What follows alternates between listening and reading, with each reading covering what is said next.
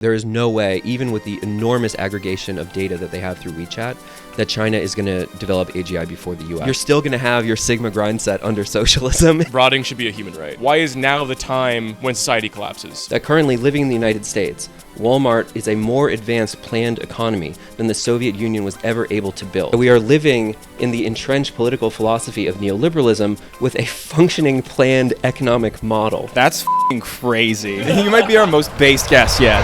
Welcome back to Horseshoe Theory, the only podcast that actually teaches you anything. Today our guest is Josh Citarella, a writer, researcher, streamer, educator, and multimedia artist. Josh is also a founder of Do Not Research, a platform for independent artists and writers to research internet culture and memetics. And on top of all these accolades, Josh is also a very eloquent and educated thinker. And in this episode, we discuss neoliberalism, radical politics on the internet, AI, accelerationism, and the ever-growing power of Amazon, Walmart, and techno capital. He also shows us his new game, Class Fantasy, a tabletop RPG card game that pairs character classes with political ideologies. Have you ever wanted to roleplay as an anarcho-capitalist Catman and destroy your authoritarian enemies? Have you ever wanted to roleplay as techno-feudalism and wipe out a primitive communist monkey with Prime Days and logistics? Now you can live all your political fantasies without causing real-world damage. There's a link to purchase the game in the description. There's some audio issues later on the podcast, but please remind us in the comments in case we forget. This is our most anticipated guest yet. Someone we've wanted since we started this podcast. Please, rip your eyes and tongue out so all you can do is listen to Josh Citarella. Longtime Horseshoe Theory listener, Joshua Citarella. From episode 1, I'm a huge fan. Wow, that's an honor. Wonderful to see both of you and to visit your studio and to see all of the incredible work that you're doing here. It's very, very exciting. Thank you. Yeah, we were very excited to have you. You were our number one guest to get by. I am very excited as well. Yes, since I think I texted you on the first episode that you put out. I don't know if it was the both of you or it was also the one with JJ, but I was very excited about that, and I was like, oh shit, okay, this is gonna be very good. So that was Sisyphus 55. Yeah, Sisyphus 55 was our very first. One. Yeah, that was a good launch. That was a good launch guest actually for the first episode. We have genuinely, we've been able to do a lot with I think this is our 17th, 18th episode. Wow. Yeah, as far as podcasts go, I'm very grateful for how well it's gone. Most die at 20. Most don't even make it to 20. Yeah, 20 is I think 95% of podcasts don't make it past 20 episodes. I know actually these statistics quite well. There's something like if you're running by the Apple Analytics, of all of the podcasts that start, 90% don't make it past episode 3. Of the 10% that make it past 3, 90% end at I think it's episode 21 or something like you just mentioned. And then if you've made it past that, you're already in the 1% of podcasts. So congratulations to both of you being in the 1%. Yeah, we're coming up on it. Yeah. They're going to be coming for you with pitchforks very soon, no doubt. Yeah. The lesson here is if you're failing, it's all your fault. You're just not grinding like we are. Consistency-wise, look at all this production value. Production value. So much production value. Josh, you're a cool guy. Oh, thanks, Greg. And that's very sweet. And I think we should probably prime the audience for why we're so excited to have Josh. Sure. Josh is a left accelerationist. Thank you. Okay. Well, if we're gonna give that type, I am happily a left accelerationist. We have the Zernick and the Williams on the desk here. I would say that I got very interested in that material when it started to come out 2015, 16, and I've taken a lot of inspiration from that material, and it has shaped my worldview and my horizon for politics in the 21st century. Very much inspired by the ideas of left accelerationism, Mark Fisher, Nick Zernick, Helen Hester, this kind of camp of people. Both Nick and Helen have been on my podcast, by the way. But if I can give a little bit of a background for just what my project is and who I am in general. Yes. I come from a rather unconventional field as compared to, I think, most of your guests for this podcast. I come from the background of doing art, like capital A art. I show in galleries, I show in museums. I used to teach in universities. I taught at the School of Visual Arts and School of Visual Arts in New York and the Rhode Island School of Design in Providence. And around 2018, I took this turn in my career where I started writing about online meme communities with radical politics. Mm-hmm. Yep. And I think you may have seen some of that work. Yep. We've talked about this in the past. We did a very early podcast together, but very influential to me. Drag. We were both very early on this tip, and it has now become something that is very influential in the mainstream. Mm-hmm. A large part of my work in the last few years has been plotting these things, moving their way from the mimetic fringes into mainstream politics. Yep. So I am the inverse of J.J. McCullough, perhaps. Yes. Where I meaningfully think that the Overton window is shifting. I think we are in unprecedented historical circumstances, and I think that the political groups that are now organizing online or have been organized in the last few years are becoming increasingly influential, and those will represent meaningful political blocks in the 21st century. Damn, you hearing this? So I take all of that stuff very seriously. Yes. But to ground all of this, which sounds a bit like scholarly and academic and, a bit self-important in some cases, what I do is, practically speaking, I write about shitposting teenagers on the internet. So I will be interviewing a 15-year-old who is like a cyber nihilist or some type of neo-monarchist or whatever. And, that's kind of my approach to this material, is to take silly things seriously and try and find the important ideas. Yes. Yeah. So you can see the crossover here. This is my anti-centrist mentor. And we are going to do a JJ Josh pod after this. I am very much looking forward to that one too. Yeah. Yes. I know I've known about you. I think I joined Do Not Research like 2.5 years ago. That would yes, I would. I think that would be right. And I think I noticed your name when you came in because I was familiar with your work somewhat. And in the last few years of following your stuff, it has been, I think Greg put it well, your art chad coins are going to the moon or something that. Yeah. So it's been really fantastic to kind of see your stuff gain so much traction and to see your insights, and especially this video as of the date that we're recording now that was just very recently released on Hyperpricing, which I thought was very insightful and very funny and like also very aesthetically compelling. So that to me is very interesting. And I'll mention this. I don't know if I have the critic's permission, but there's a very prominent art critic in New York. This guy was really influential in my career and a whole bunch of artists. He writes for a very mainstream publication. And a few weeks or months back, he sent me an Art Chad video. Oh. So there are people in positions of influence in the arts and cultural institutions that are also paying attention to your stuff and taking it very seriously. Wow. That's great to hear. It's very validating. I did tell you that, like as soon as it happened. Did you? Yeah, I sent you the message, and then I was like, "You should get this guy as your mentor." Oh yes, yeah. I remember. Yeah, sorry, I remember that message. Yeah. Oh yeah. And then you're like, "My mentor must be Curtis Yarvin." Okay, we'll see if we can do something about that. That's.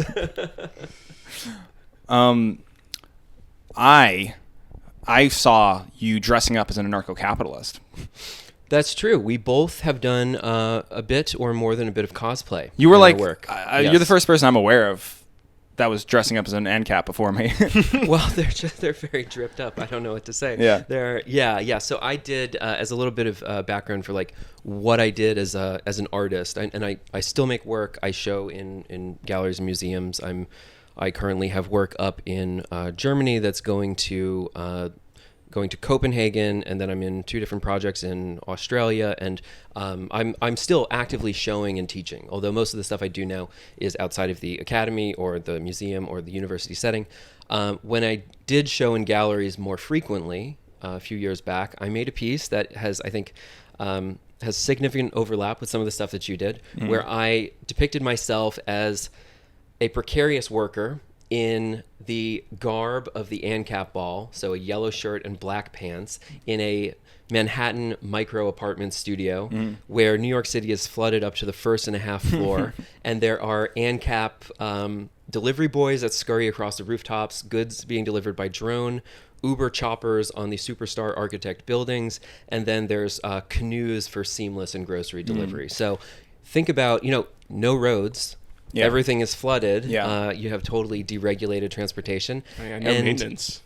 No maintenance, and there's also no police or security. So he has a crossbow in his window, and he's constantly watching for people who are like trying to climb up his fire escape to steal his like stockpiled barley and dried goods and cans of tuna fish. Before telling them that they're violating the non-aggression principle.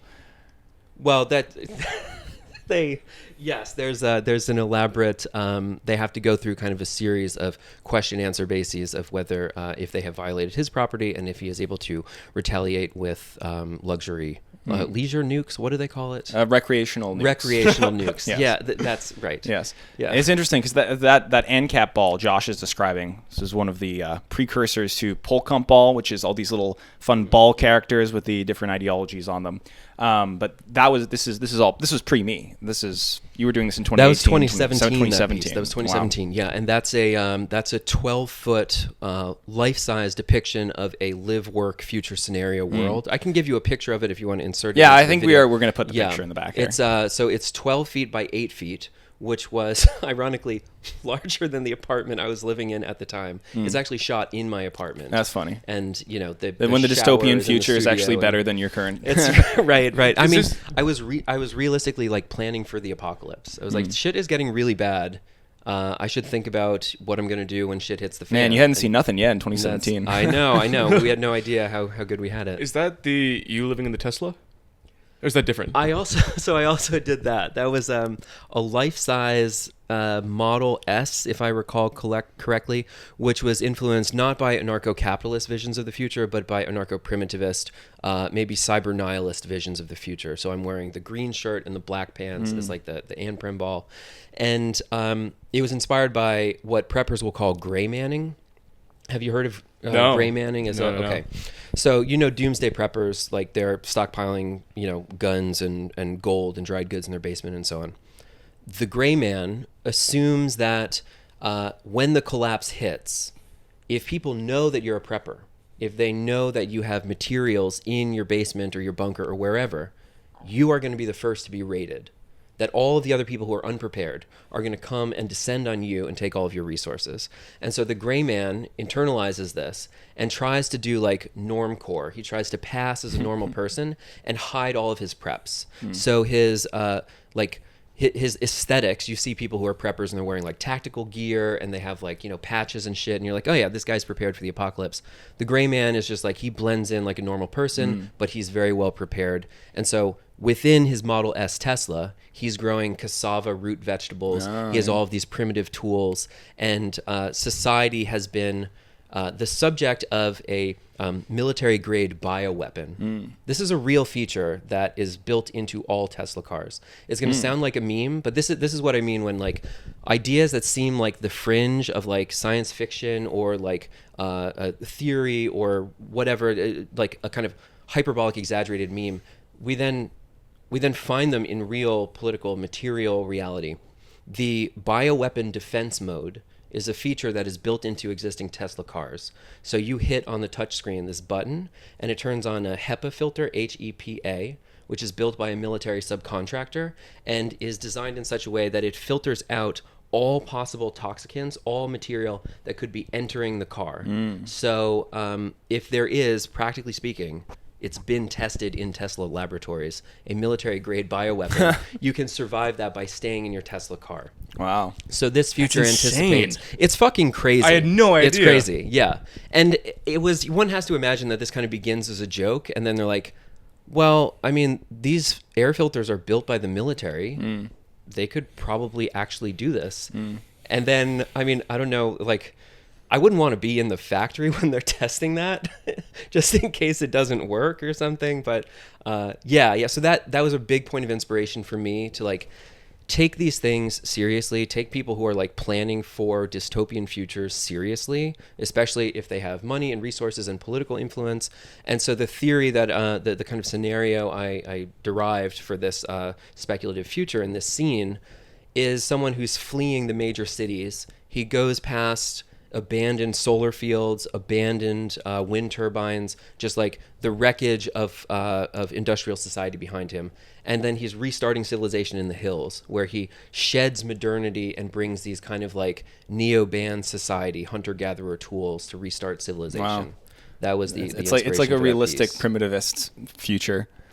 Yeah, inspired. And I should mention that, like, I think in one of the ways that our work overlaps is that I'm pulling, in some cases, the practical images for these scenes from Discords and Reddit communities and like forums where people are like, oh, this is my prep for when it happens. I take that and then I build it into the life-size scene. So, logistically planning for the future.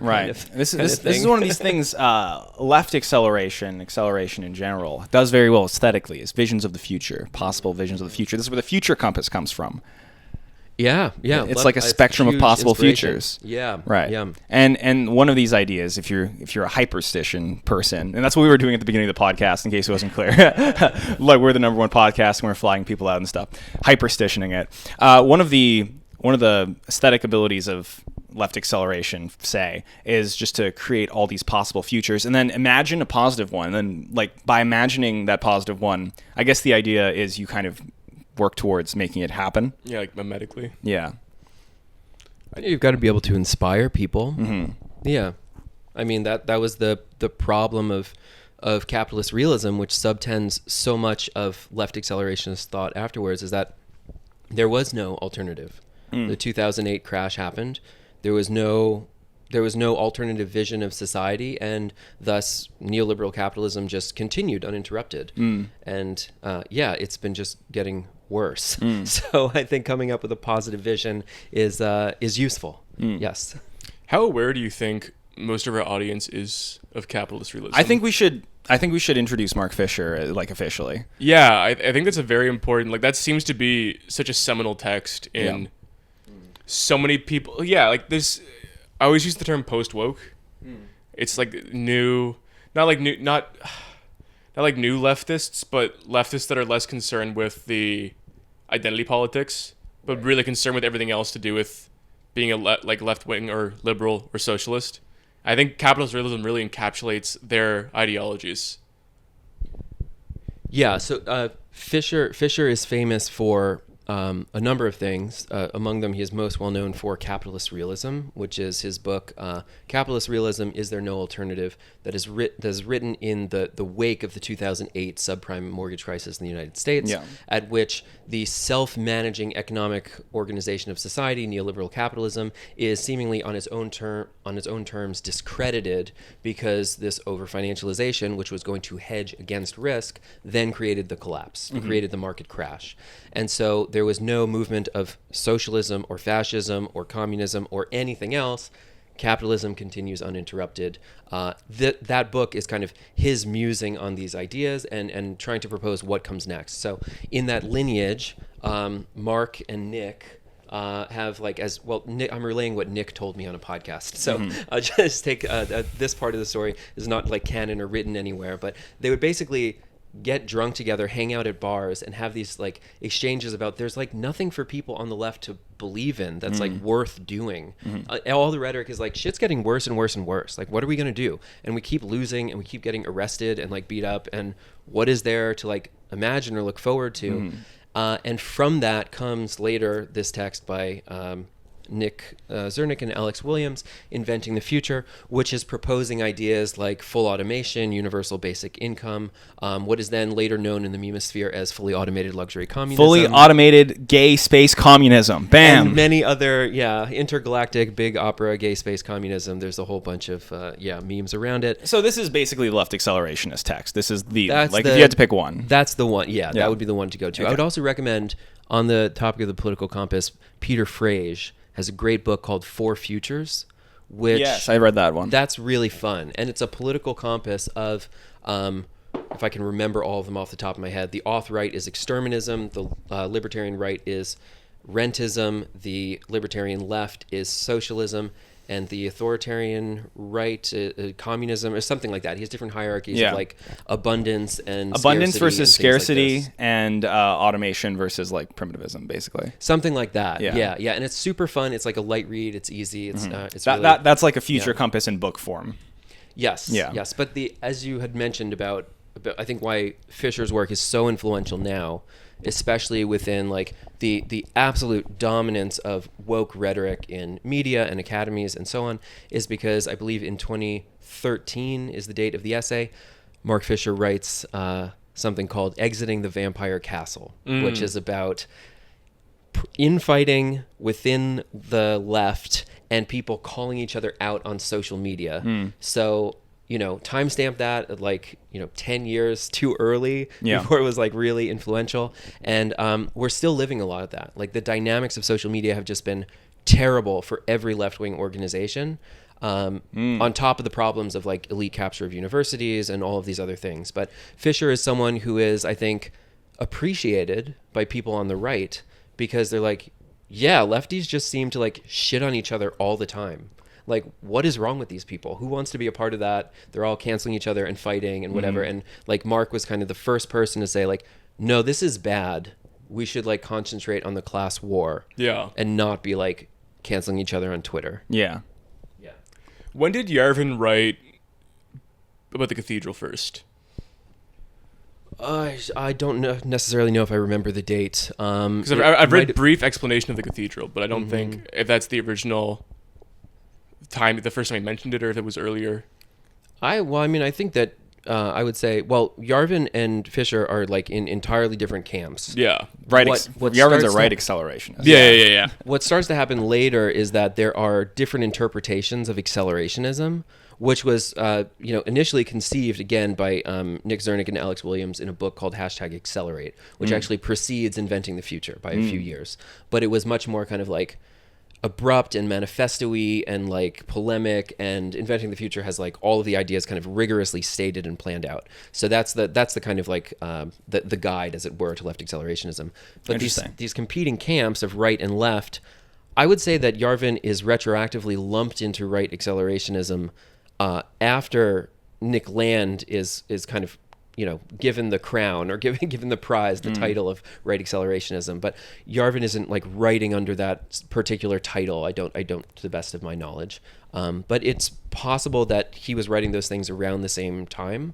And I think my understanding is that, whoever is credited with the cathedral, whether it happens to be Moldbug or Land, that it may have emerged around a similar time. I'm thinking of 2011 is one of his key publications. It could be kind of parallel chronologically speaking.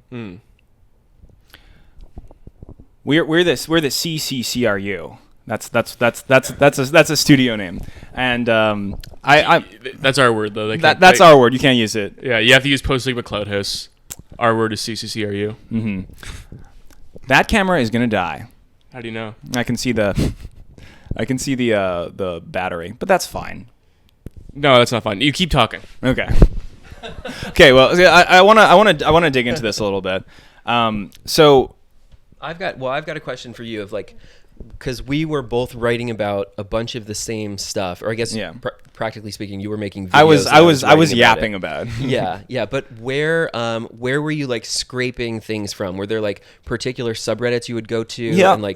And maybe 4chan boards or something. Well, okay, you wrote a PDF called Politigram and the Post Left. Yes. Which I did read. I also read Angela Nagel's Kill All Normies. This was back when I was studying journalism. Yes. And I was like, wow, these are good.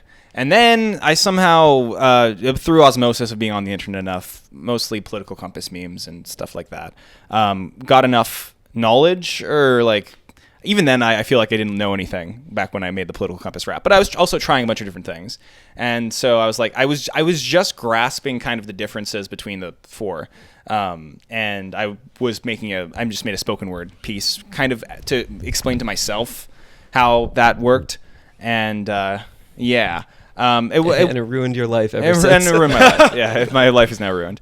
The brainworms have really cemented in. The right-wing where do you think the right accelerationists... Okay, so we should explain this.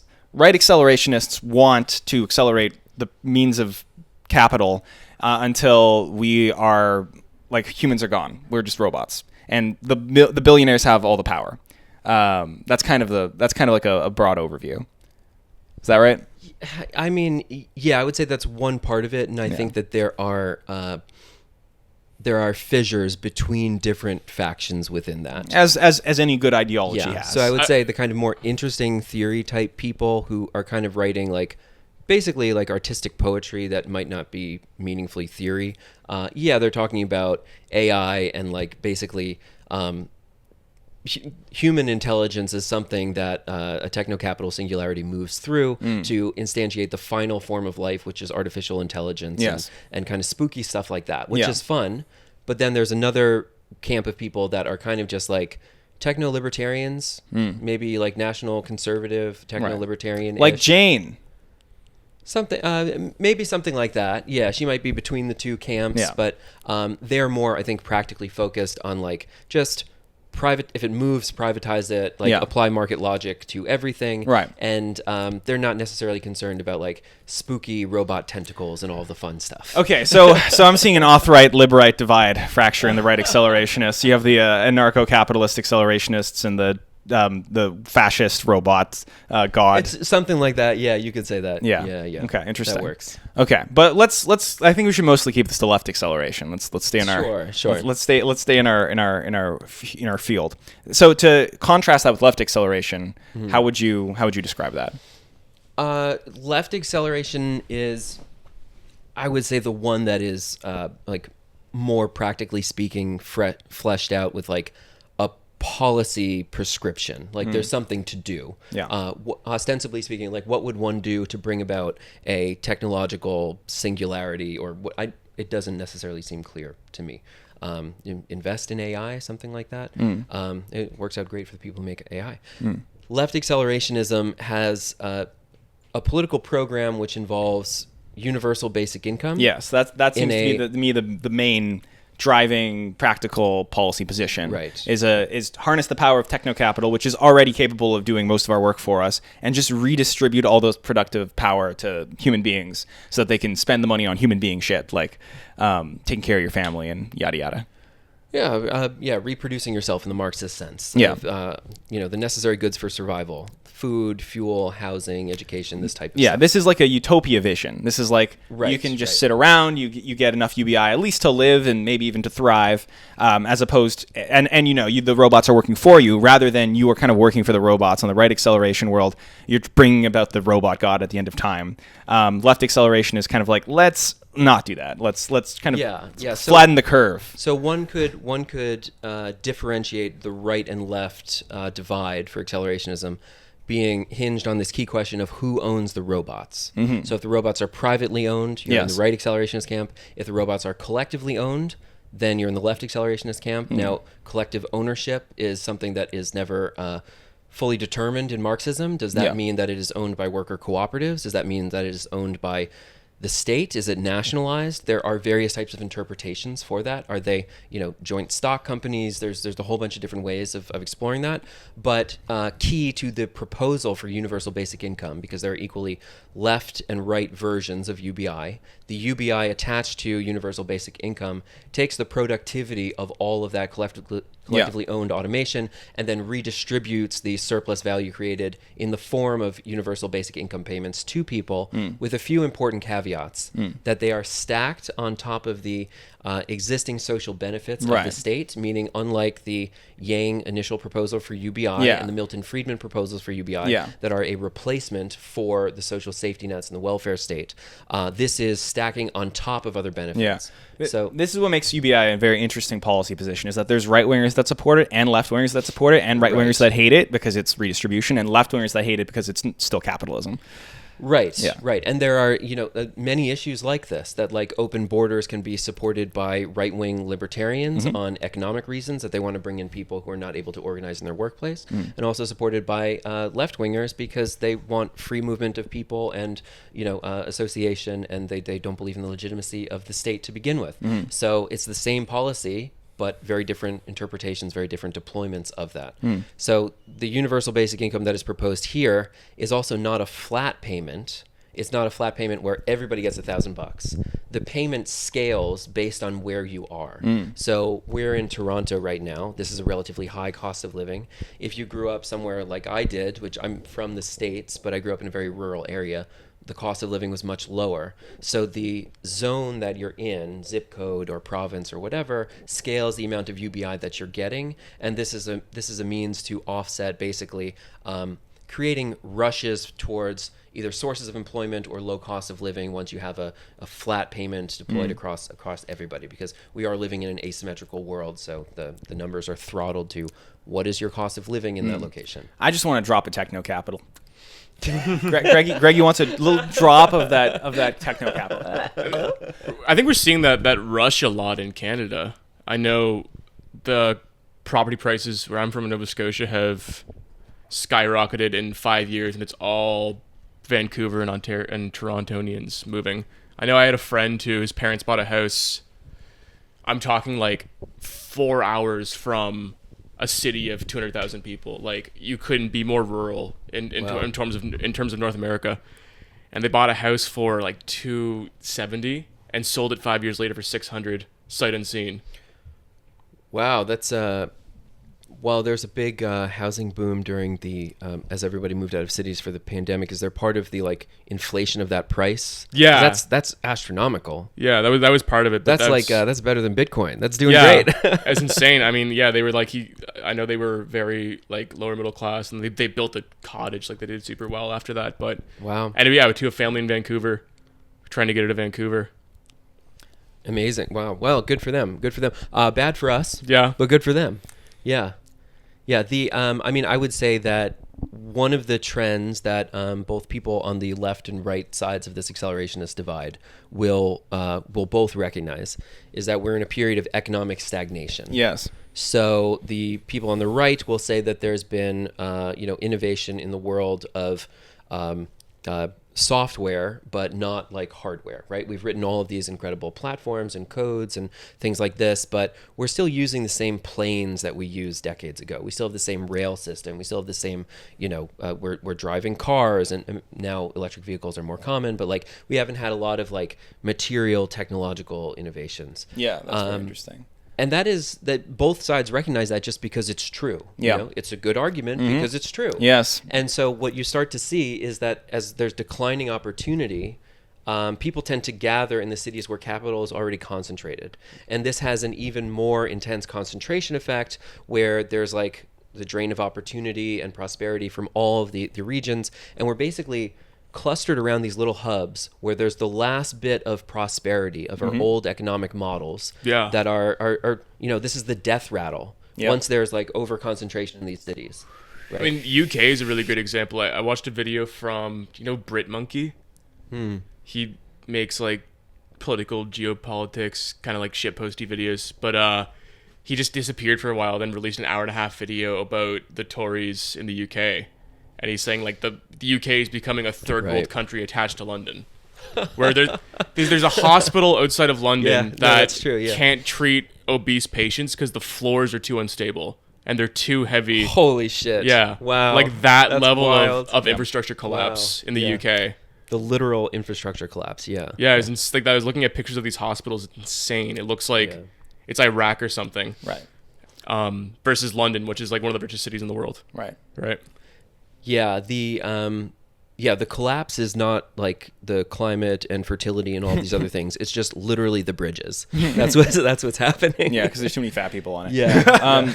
So would you say capitalism is an ever accelerating feedback loop that just eats itself over and over again? No, I will. Well, we've gone through a lot of the LX stuff, so I'll kind of tell you, like, because we were talking before the podcast that this stuff really gripped my imagination 2015-16. Yeah. And now I would describe myself as being like much more social democrat. Boring. yeah. We were talking about this. Yeah. Yeah. Well, it's not that exciting. Yeah. But I'm like 10 years older. Yeah. And I need kind of practical things like being able to go to the dentist and go to the doctor in the United States, and things that are like relatively hard to do if you don't have intergenerational wealth or a luxury job or something like that. Yeah. So I am all in favor of young people getting into radical politics, and then later, like, politics happens to you. It like comes to you as a hobby where like, okay, all of these memes are kind of like fun. I'm going through all of these ideas and like buzzing around like future compasses and stuff.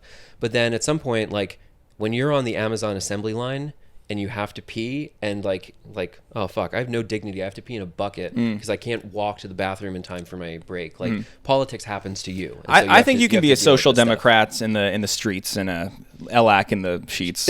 Yeah, that's a great way of describing it. I'm going to use that from now on. Yeah, that's a great Twitter bio, actually. Yeah. But I will be the first to concede that there are limits to social democracy. Neoliberalism happened for a reason, right? There was a crisis of profitability in the 1970s. This is maybe I'll give we're on the long form podcast, so I'll give you my explanation, because I think when people say the neoliberalism, when they say the N word, nobody knows what it fucking means. I agree. People like Adam Curtis refuses to use it because it just is bastardized to mean like literally everything. Which People I use like. It means gay people in the military. It means this. And I really that, I really like neoliberalism being that ambiguous term, because I can use it and everyone thinks I'm on their side. Yeah. Right. Yeah. Yes. Except JJ McCullough, strategic. but he's wrong about everything, so it's fine. Well, it's like same with late capitalism is also like it's like an analogy. I used that in the video recently, and then I had not a lot, like 20, maybe 30 comments being like, stupid fucking term, you stupid lefty. Why would you say that? But it's like, I mean like a specific thing. Or like corporatism is another good one. But Corporatocracy. Yeah.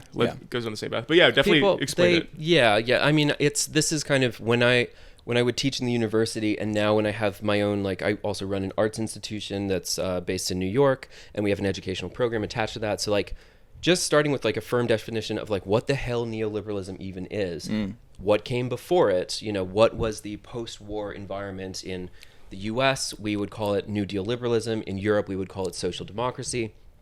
And that represented a historic compromise between labor and capital, right? Which was very specific for certain reasons why it could happen at that time. But neoliberalism as a political philosophy, it doesn't begin in the 1980s as you're told. Where you're told that it's Reagan and Thatcher, and that's it all happens at once, they privatize everything. It begins in 1947 with the meeting of the Mont Pelerin Society that involves Friedrich Hayek and Milton Friedman. They're gathered together and they are discussing what they identify at the time as the quasi-socialist economic model of Keynesianism. So this is expounded on by Ludwig von Mises, who is a libertarian economist. He wrote a seminal text that is widely considered in the Western canon the argument against why economic planning does not work. Right? It's called Economic Calculation in the Socialist Commonwealth. This is written in 1920. And Mises, Hayek, Friedman, all of these neoliberal economists at that time, in 47, they meet in Switzerland. They devise this plan for how they should amend advanced industrial economies in the West. They are very unsuccessful. People look at these guys like fringe lunatics because Keynesianism is, broadly speaking, working. Right, and especially in the post-World War II era, in the 50s, 60s, 70s in the U.S. and in Europe, there is this historically anomalous prosperity where people my mom, who's a boomer, who was raised in a child of a single mother in a working class city, now has a master's degree, owns her home, has a middle class life. That is basically unrepresented in any historical era of capitalism ever. But those were very unique conditions. What begins to happen in the 1970s is something called stagflation. Stagflation is economic stagflation, stagnant wages and inflation at the same time. So you just portmanteau them together. Stagflation, stagnant wages, inflation at the same time. And there's a crisis of profitability within the Keynesian model of advanced economies. The neoliberals have been very well positioned for about 30, 40 years at that point, and have lobbied their way into institutions and into think tanks, and then convince people that they have the solution for the crisis, which is what's called then the Volcker shock, which historically jacks up interest rates by it goes up, I think, to 10% or something like that, which is absolutely unprecedented, and it's still unprecedented. We've raised interest rates now, but we've never done anything like that. And this is going to shore up the money supply. It's going to restore the integrity of price signals. Institutions, labor organizations are considered a distortion of price signals. And basically, the market will guide the allocation of resources to where everything is needed in society. That is the economic philosophy of neoliberalism. And then what the role of the state becomes, rather than the previous Keynesian model of, counter-cyclical spending and distributing stimulus, and the state managing the economy through industrial policy and so on.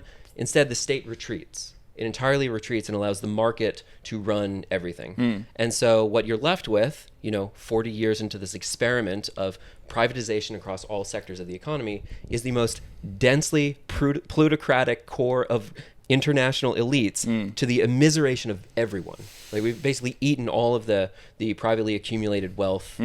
We've eaten the rest of the wealth in society. It's been privately accumulated. And the great irony of this whole arc that I just brought you through is that we are again in a position of stagflation, where we have stagnant wages and inflation, which is supposed to be impossible. In either of any theoretical model we have of capitalism, it's supposed to be impossible. And so there is no answer to that within liberal political economic philosophy. The answer is something that we see emerge from platforms. So the foundation for this, as I kind of walked you through this through various decades of the advancement of neoliberal thought, is premised on Friedrich Hayek's what they call the knowledge problem.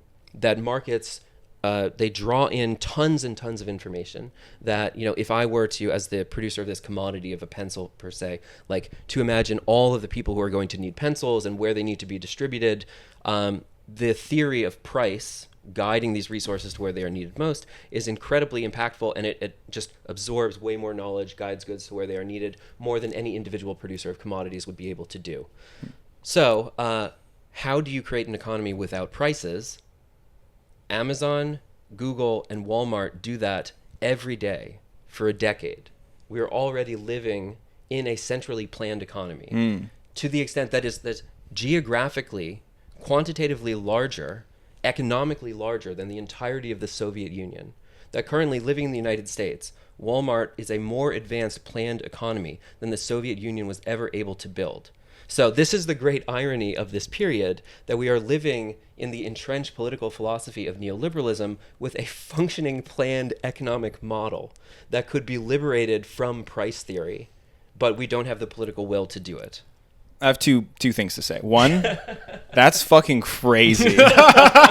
And two, I never want to learn that much ever again. That's okay. Well, you start looking at a few memes, and then you have to read a bunch of books, and you get somewhere around there. The book, by the way, for people who are interested in that, is The People's Republic of Walmart by Lee Phillips. Is a lot of the arguments that I just relayed. Wow. I don't think we've ever learned that much about the relevant things that we're talking about. Right, I like neoliberalism way better when it was a nebulous term I could use to mean anything. I actually didn't want to know what neoliberalism actually was. This is brain poison. No. I've been so brain poisoned that actual information is brain poison now. Because that people just want the memes. Yeah, that's well, it's going to be tough. You can't unknow it. What was your take on all that? I need a process. I need a vaping process. Have you encountered like left accelerationist, like thought theory podcasts, essays, stuff like this online? Yes, but not in any like meaningful sense. Not in depth. A lot of like definitely through do not research. When I met Brogan was on that left acceleration wave. Do not research vibes. Yeah. By the way, Do Not Research is a research group that Josh created, and the Do Not Research unit. Yes, the research unit, and I hung out with them in Massachusetts. We did an art show. Yeah, and you were part of our big Do Not Research group show. Yes, and you did a great performance. I had a performance where I had Tucker Carlson blaring from one speaker and John Oliver blaring from another, and I was on the ground in this dilapidated room just screaming. It was like a live performance. It was very good. And of all the internet weirdos I've hung out with, they were my favorite. That's very, that's high praise. I forgot about John Oliver. He's still around. What is he doing now? He's still going. He's making good stuff still. Is he? Yeah, he's still putting stuff out on YouTube, yeah. I had no idea. Yeah. God. Yeah, I kind of feel like that whole kind of like liberal punditry class they're just like very annoying, and they kind of like they're irritating. Oh yeah, I mean no one's gonna argue he's not irritating. The problem worse. Yeah. You know the Skibbity Biden bit? Are we going to talk about Skibbity Biden? Yeah. No, I just... Because JJ was talking about, like, oh, what you really need is the full context of the joke. I watched the full context, and it's fucking worse. He does an Irma Gerd meme, and then he does a Can I Has Cheeseburger meme before he introduces Skibbity Biden. Yeah, it was... Look, no one's saying John Oliver is not... that was Stephen Colbert. Oh, Stephen Colbert. That was Stephen Colbert. This is all same thing. Same thing. Same person. But what you have to understand is this is Gen X thinking they're being really hip by appealing to millennials. I mean, okay. What got me was the Irma Gerd meme he had beforehand of just being like 14 years behind what memes are. Okay, so yeah. Side note, there is this inherent conflict with, like, say, being a left accelerationist and a social democrat of the practicalities of politics versus a cool aesthetic and a vision for the future and a radical sort of interesting political perspective, right? Like the limits of social democracy are kind of also the limits of neoliberalism. Those are both sort of status quo perspectives. Just one's like center left, one's center right. Yeah. Like neoliberalism was the answer to social democracy.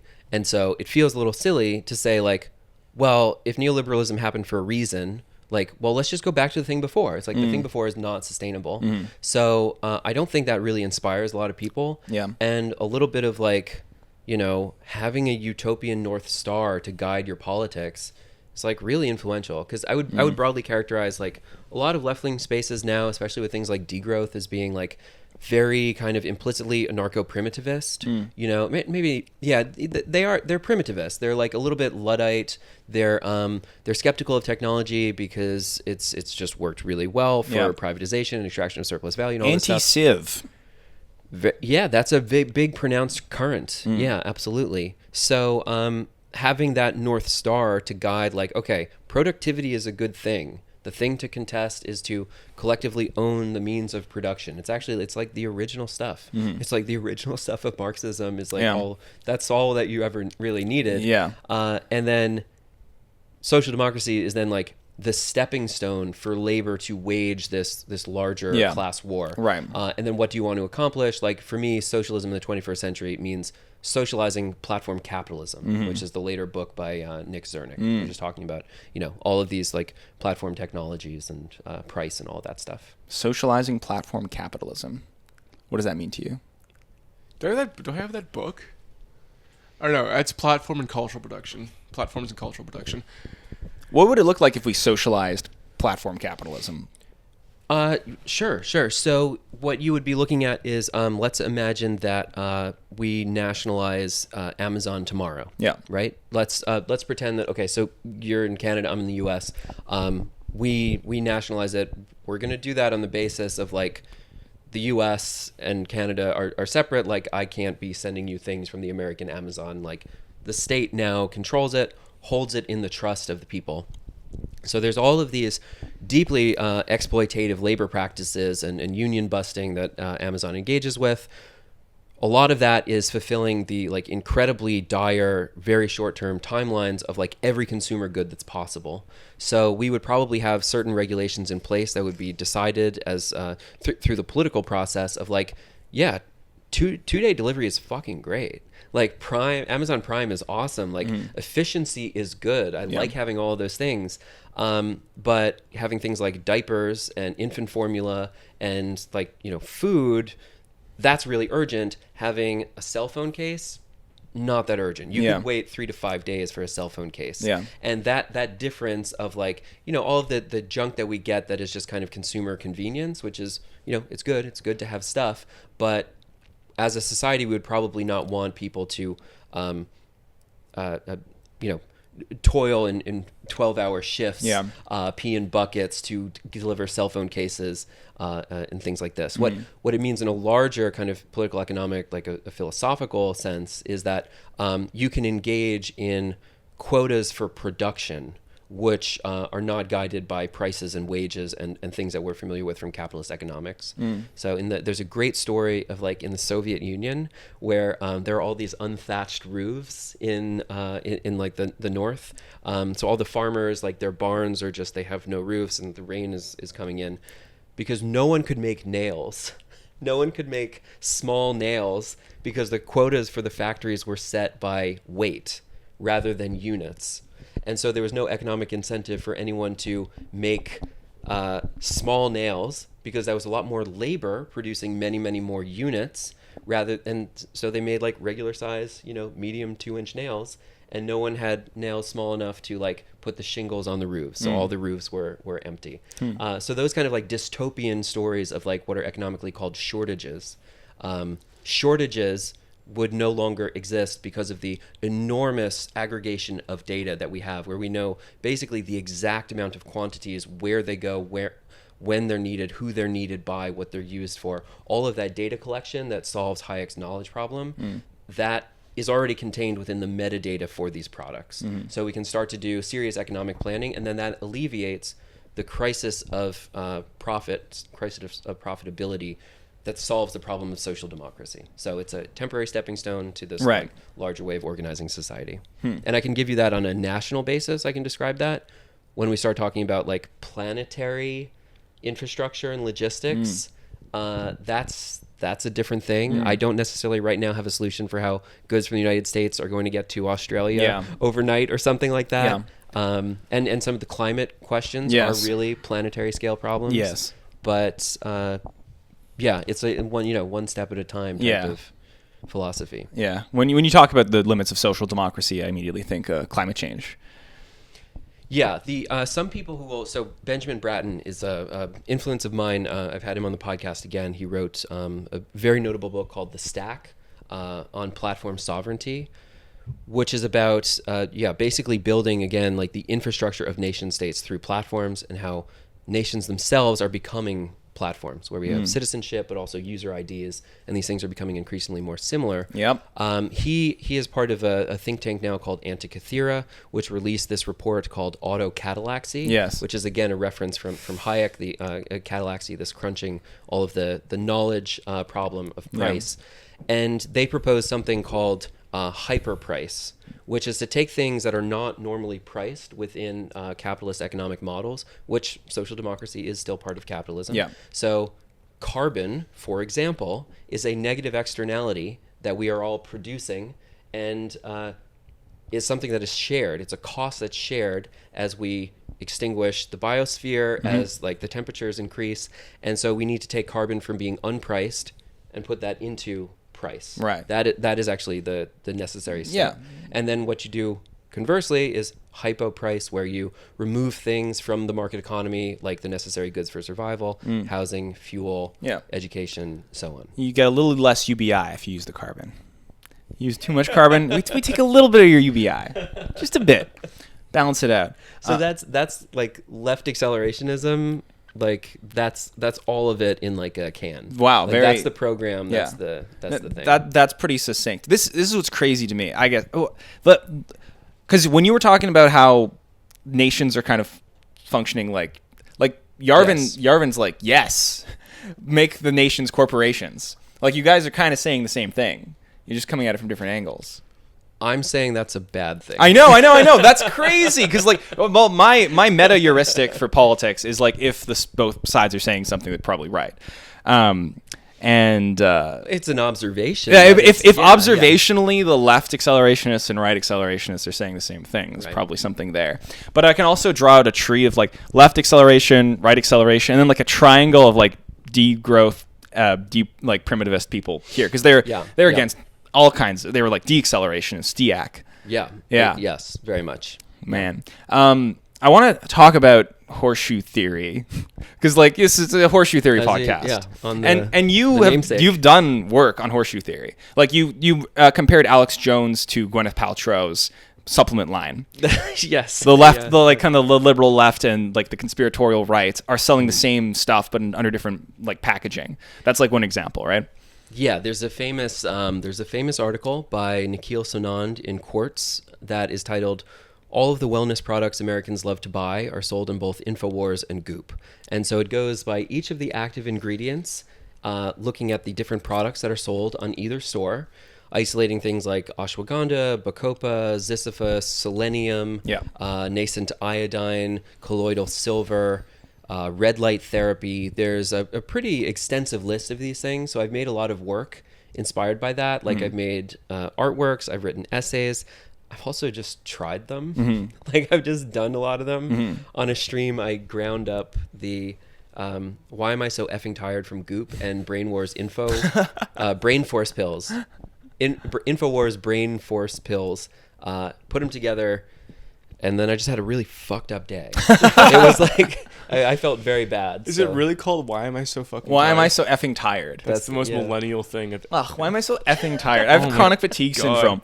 Whereas what you want is Brain Force Plus. You have some experience with these like maxing recipes and ingredients, right? Yeah, the only things...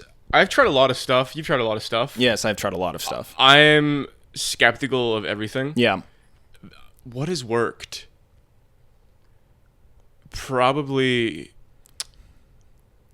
taping my mouth when I sleep. Yeah. That's a big Really? one. Yeah, I've been doing that religiously. Okay. Taping my mouth while I sleep. I have a magnet, so it's a breathing strip for your nose. And it's 2 magnets that you glue magnets to your nostrils, and it's a resistance band that like forces your nose open farther. Oh, it just okay. Yeah, I can show it to you after the podcast. And then I tape my mouth while I sleep, and it's like I've never slept so well. Wow. Yeah, it's like super sleep, and I could sleep less, and I sleep deeper, and I go right to sleep. It feels really good. A magnet on the nose. That's the real horseshoe theory.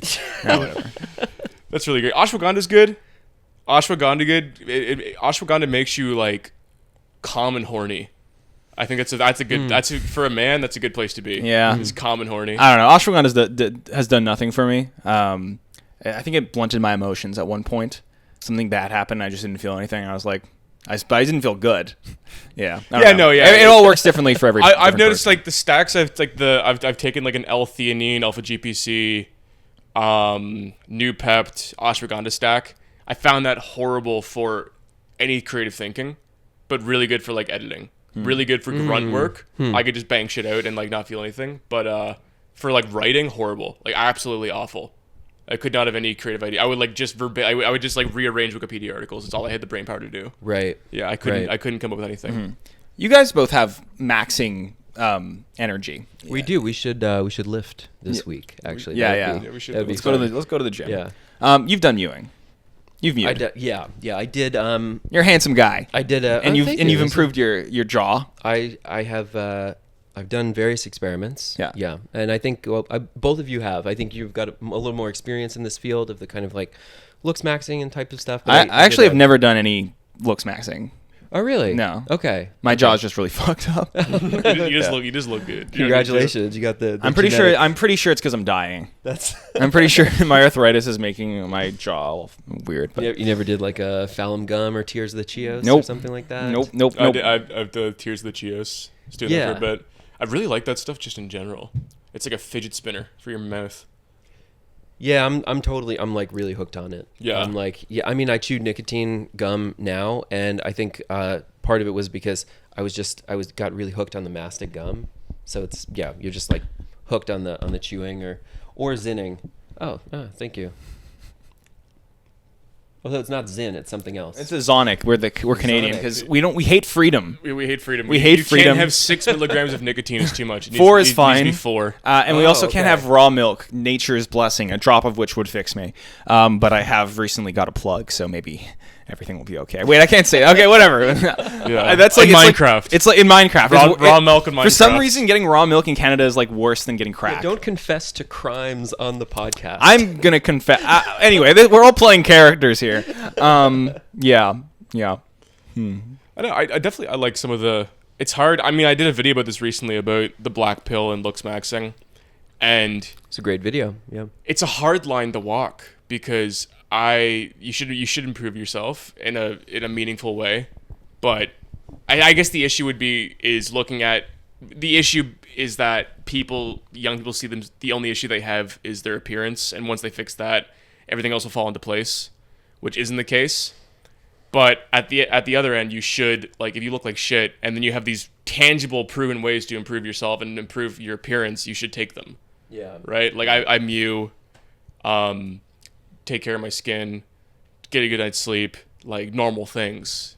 The sleep it sounds so silly, but I feel like there's a whole bunch of people who they'll do all of these like, serious work on themselves for maxing, and they'll disregard their sleep and the hormonal cascades for muscle protein synthesis and like all of these things that are just like essential to health and attractiveness and well-being. Like sleep is basically like 85% of the progress bar, and then the rest of the stuff is like the remaining 15. Yeah. And it's this is what makes you a very interesting left-wing character, and this is why I brought up horseshoe theory. Is because as someone on the left, which is I think it's fair to say, you are, you will sometimes vindicate Alex Jones. He says some things that are true. Yes. Like atrazine in the water. Yes. Oki's Weird Stories did a great video about that. Yes. That is a factual statement. Mm-hmm. And it is empirically verifiable. It comes from liberal progressive universities like UC Berkeley, Dr. Shanna Swan at Mount Sinai. These are not right-wing conspiratorial news outlets. The citations are correct. The scholarship is correct. And the corporations that are dumping endocrine disrupting chemicals into the public water supply is not a conspiratorial, metaphysical, it's literally material, which is what left-wing political philosophy is based off of. You're so based. And that's the so based. That's what you need to address. Yeah. So even like fluoride really pilled me actually too. Is the amount of not public water, but the amount of private companies that put fluoride in their water is baffling. If you look at like, I think it's Dasani. If you look at the Dasani website and go to like the ingredients and the additives list, it says specifically we add fluoride. It's like for that dental health of our customers. Really? Yeah. Wow. And it's like, why the fuck would a private company care to add fluoride? Is that a bonus? Yeah, like a bonus. It really gets the schizo part of your brain. That one drives me insane. Fiji adds fluoride, San Pellegrino adds fluoride, Dasani, Aquafina. Like, it's really hard to find like genuinely unfluorinated water. Huh. Wow. Okay. I didn't know that. Evian That's adds actually fluoride. Interesting. Yeah. Yeah. Like even Mountain Spring water adds. Why? Yeah. I just want to know why. Yeah, I'm asking one if question. You know what? Can you tell us in the comments why? Yeah. Because I'd really like to know. Is it my pineal gland? Yeah. While you're at it, explain why we can't get raw milk.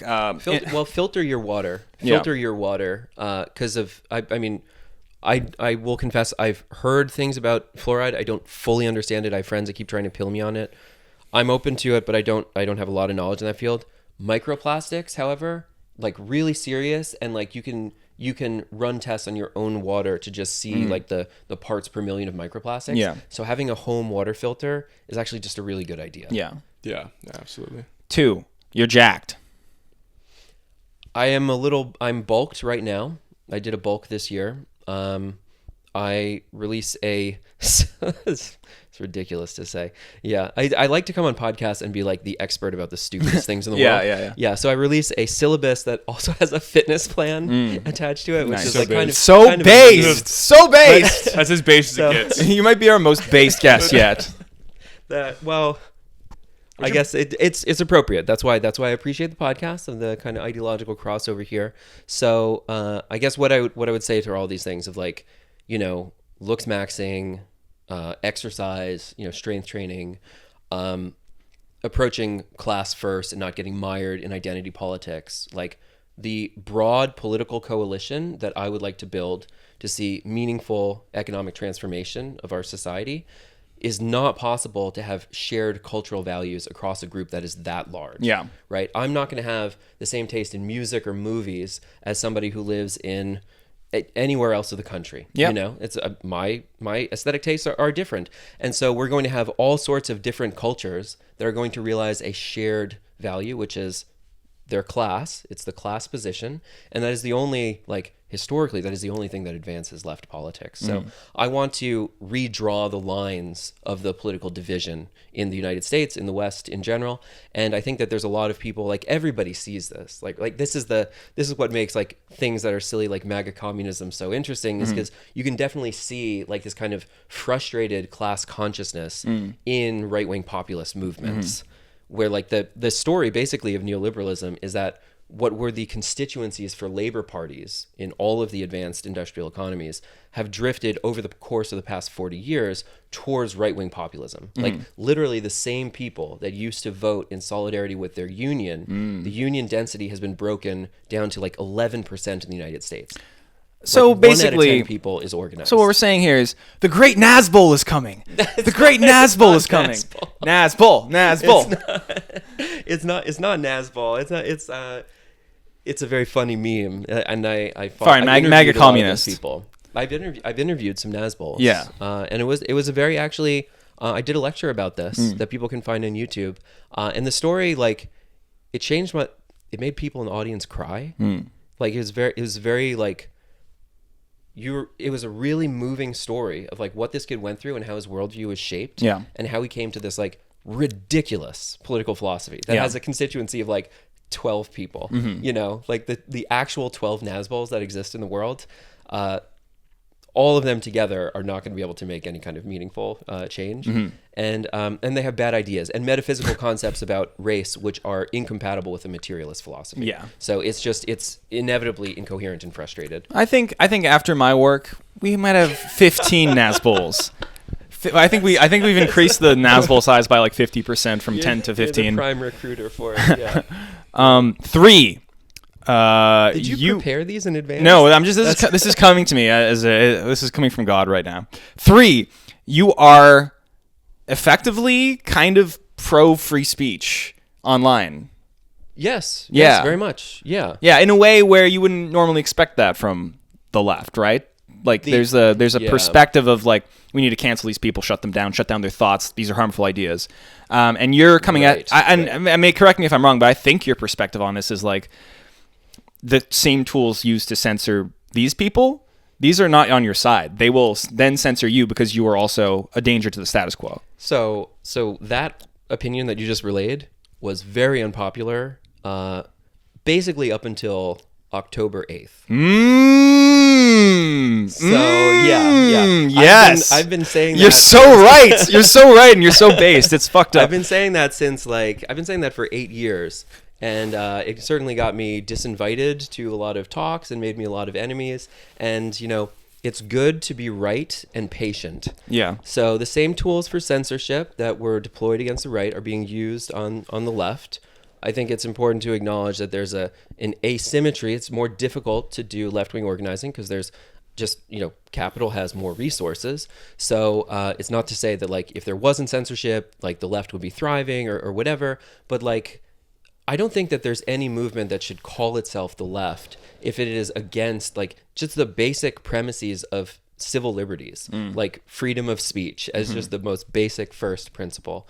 I think a lot of the reasons why people are afraid to take that position is because the elite academies that educate what we are used to calling the left today basically have learned to kind of like emulate the mannerisms of the court such that they can emulate or represent a kind of theoretical understanding of the world, but they can't actually like argue their points. And so if they were ever actually forced into political contestation, they may not have that much of a ground to stand on. And this is what you see when a kind of status quo liberal rubs up against someone with actual right-wing political philosophy. Right. So they're kind of flounder a lot of the time. Like crime during the pandemic, especially in New York, there was a big resurgence of just like petty street crime because people couldn't find work, you know, and they were like in a lot of cases like they were just mugging elderly Asian women because they were vulnerable, they can't defend themselves. And from the left and from the media at that time, there's a real resistance that like, you know, right-wing people are spreading conspiracies about there's a resurgence in crime and things like this. It's like, it's just like empirically verifiable. Yeah. Like, that's reality. Yeah. And if you're not able to address the material deprivation that is causing people to go out and like mug vulnerable people for money because they're starving, they have to feed their families, like that's a thing that the left needs to deal with. So you're saying denying reality is not a good political strategy? No, and it's how you lose, which is what I would say. Like, that's my whole thing. that's how university educated, like, you know, elite liberal progressives that like to call themselves the left, but just actually in practicality hate working people, like that's been their own strategy, is to like deplatform, to censor, not engage, and that just to build that broad political coalition. Like, you are abandoning the people that you need to be recruiting. The right is just welcoming them in by droves and droves. That is the uninterrupted trend of the past 40 years. That all of the people who used to have their interests represented by labor parties are now throwing their lot in with the Trumps and the Geert Wilders and the Bolsonaros and like all of these kind of Orban type of characters. That here in Canada, Poilievre is making a class-based argument that the NDP is not making.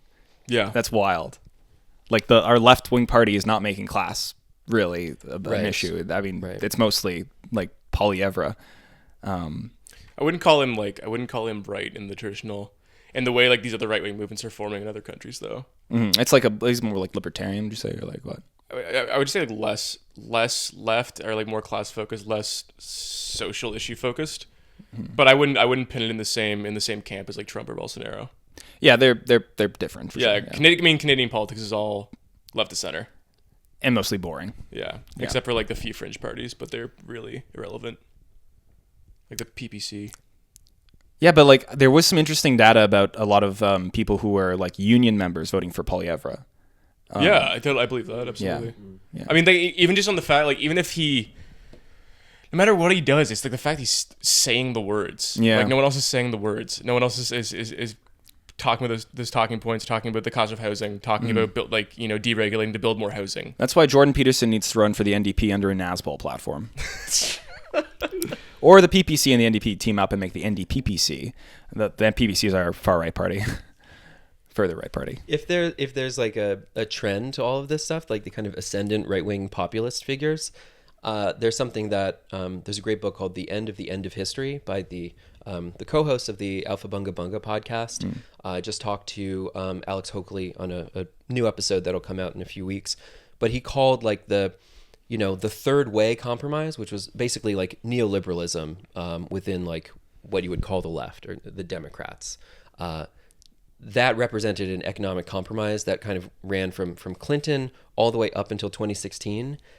And people just like, they stopped participating in political life because they didn't have meaningful control over any of the levers of society. And so following that, you got something he calls like anti-politics, which is like a vote for Trump or vote for Milei or vote for like outsiders who just promise to like blow the system up. Yeah. Like a vote for Brexit, stuff like that. Like, we're going to take back control, but it's also like a big FU to the political class. And yeah, that is like clearly resonating with a lot of people. Yeah.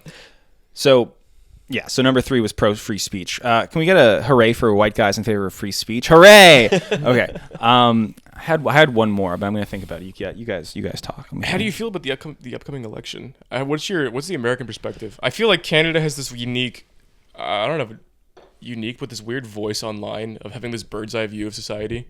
Canadians are so irrelevant.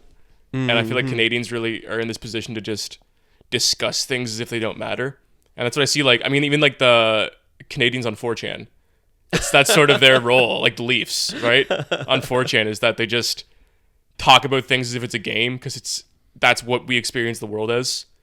But then when I talk to the reality show. Yeah, exactly. But then I talk to like my uncle has lived in the States for 35 years. He's very passionate about American politics, and then when it gets brought up at like dinner, he gets the most angry because he has the stake in the game. Like, how do you feel about the state? Like, I don't know, like just in general, like the election or Biden or Trump.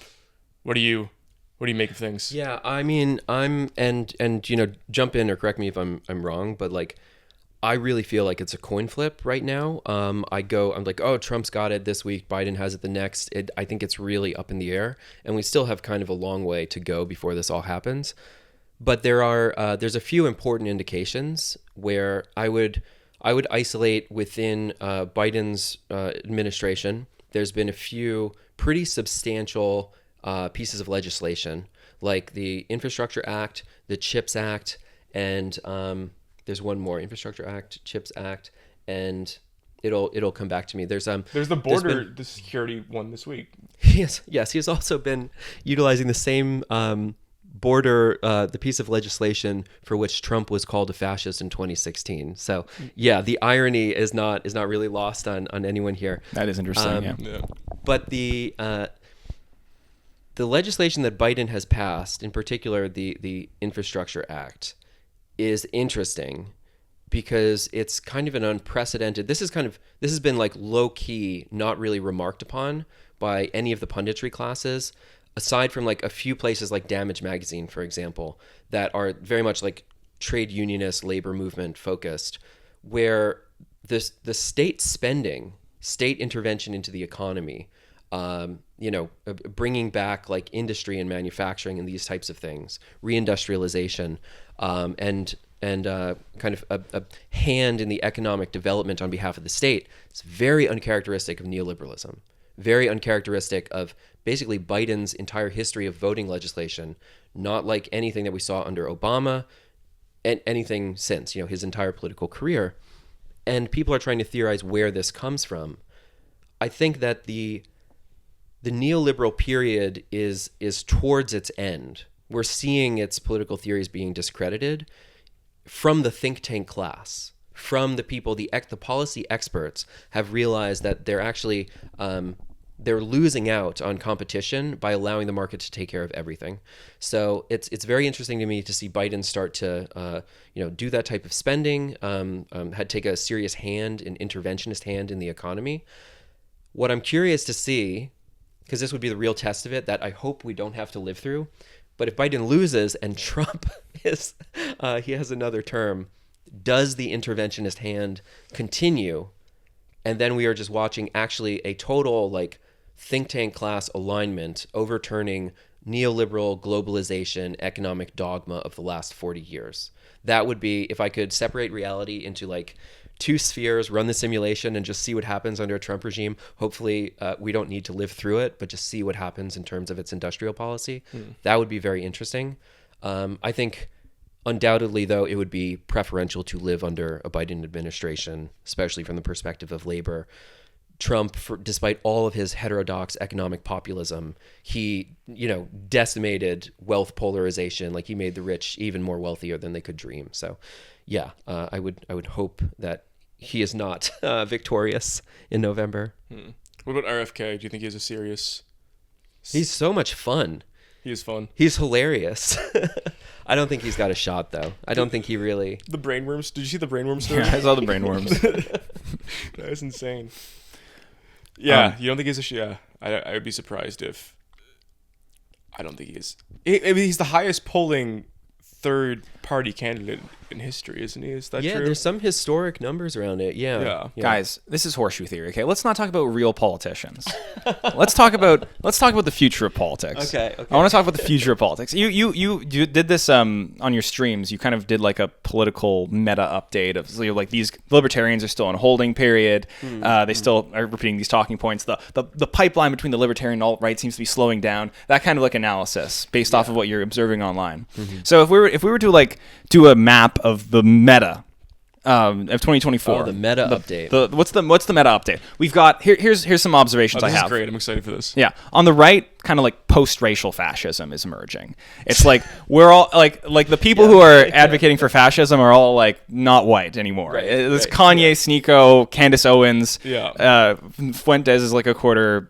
Blah blah blah. So there's this kind of like American fascism, nationalism rising, which doesn't seem to be white supremacist anymore. Maybe right. maybe they'll get there, but I don't, it's interesting.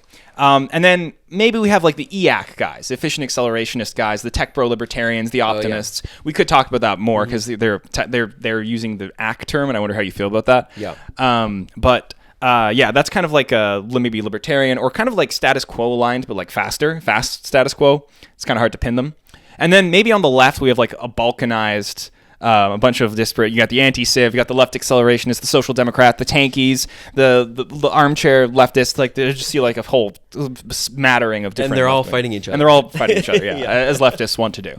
Right. Yeah. Right. So what do you think? Like what do you make of this? What is the future of politics based off your observations on the internet?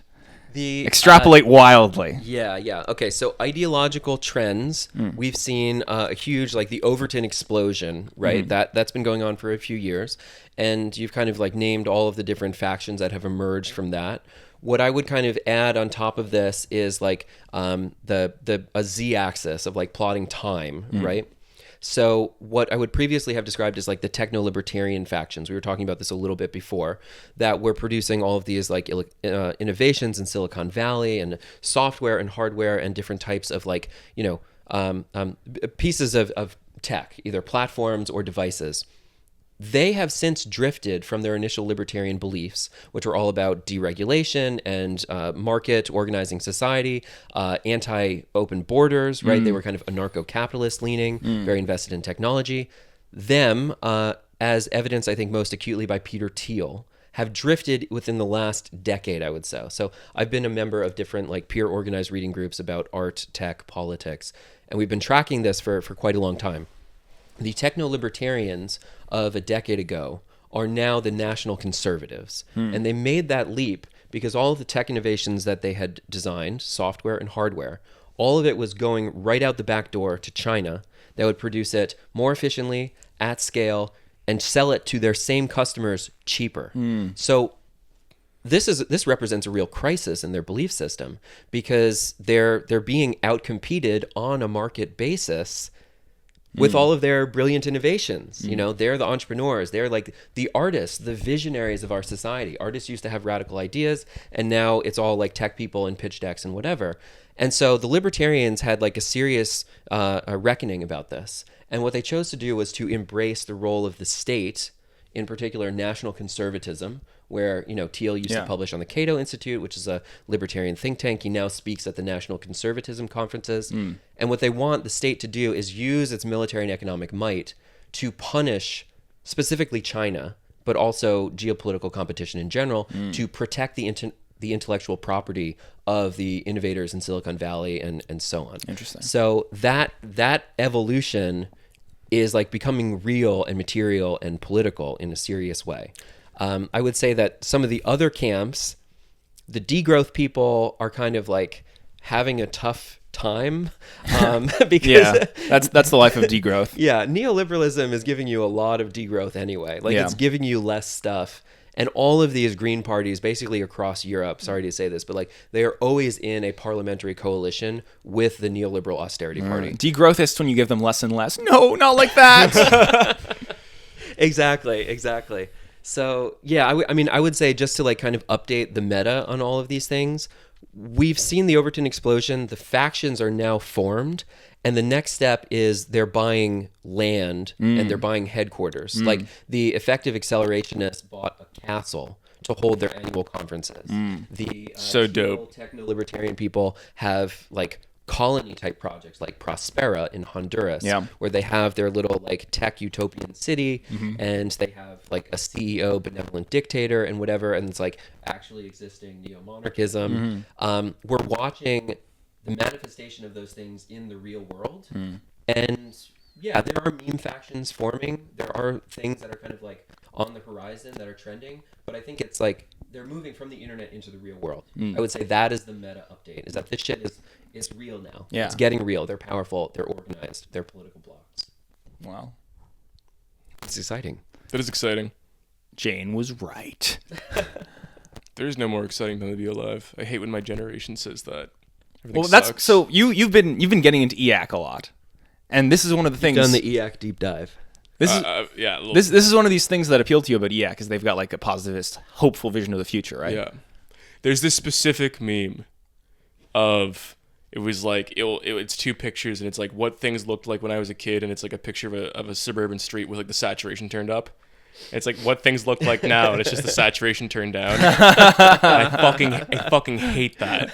It's so stupid. I mean, if you can be 25 right now and genuinely think that you were born in the wrong generation, that'd be more exciting to be alive in 2005, to be this age of 2005, or like 1980 or 1960. Moronic. It's so exhilarating to exist. Every time I open my phone, every time I fucking look at the news, it's just like a movie. I'm like watching the best movie ever made unfold in front of my eyes. And that's why you should never kill yourself. You'll miss the big show. Yeah. It's good advice. I got the mug. I saw you. Because it's good advice. Yeah. Yeah. I saw you got the mug. The I will never kill myself mug. That's some Art Chad merch.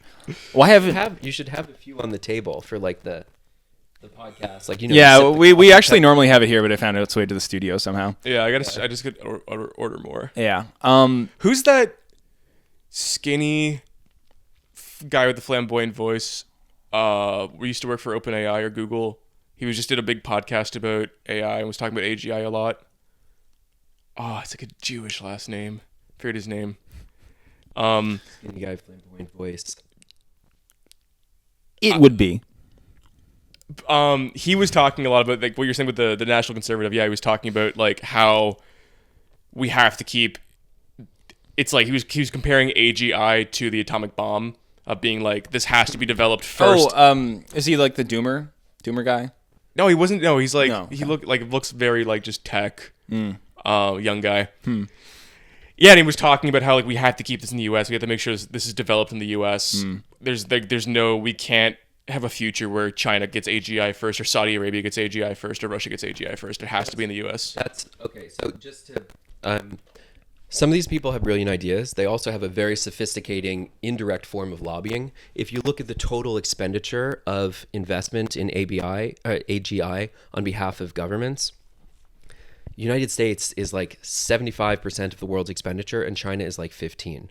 There is no way, even with the enormous aggregation of data that they have through WeChat, that China is going to develop AGI before the US. So what I take those podcasts to mean is basically them planting the seed for further state subsidies, because they realize, you know, the United States is one of the unique governments that has monetary sovereignty. They can print as much as they want. And if they believe it's a national security threat to develop AGI first, then yeah, they're going to print more money to do it. Yeah. But you know, there are incredible capacities of Chinese economic planning through its data collection, but like it's not AGI. So I'm just a little bit skeptical of some of the claims that come from those people.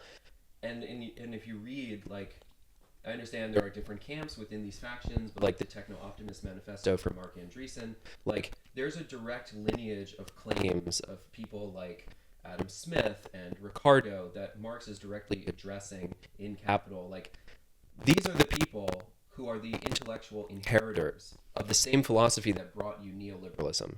And the thing that they're proposing in many of these cases is to do neoliberalism too. Like, I don't, in the world that they create, I'm going to be a techno serf. So their rhetoric might sound like compelling and optimistic and all these things, but like the reality of some of these projections is that in the United States, where I come from, that by 2040, it may be that 25% of the population works for Amazon. Like, how fucking terrifying that is to have a quarter of the country dominated by basically the company towns that in the West Virginia coal mines, they had to fight and die to fight against these companies that kept them permanently in debt and exploited them for their labor. Like, Amazon already has global logistical infrastructure. I stream on Twitch. They own Twitch. I can get my groceries from Amazon. Yeah. I can get my healthcare now from Amazon. They own Whole Foods. Like the sectors of the economy that they are expanding to include. Essentially, like, you will live within the integrated stack of Amazon's internet. Like the Western model will be similar to a WeChat for China, but like Xapp is its own stack. Amazon, Twitch, Whole Foods, etc. is its own stack, and you're gonna have these different like scrip. Like, scrip was, just to be clear for the context, was a kind of fictitious money that the company itself would print and distribute to the employees. And then they'd give everybody like 25 scrip this week, and then they'd raise the price of milk to be like 26 to force you to work. So when the economy is entirely controlled by the company and the prices are made up anyway, like, those are really good conditions to try and build socialism.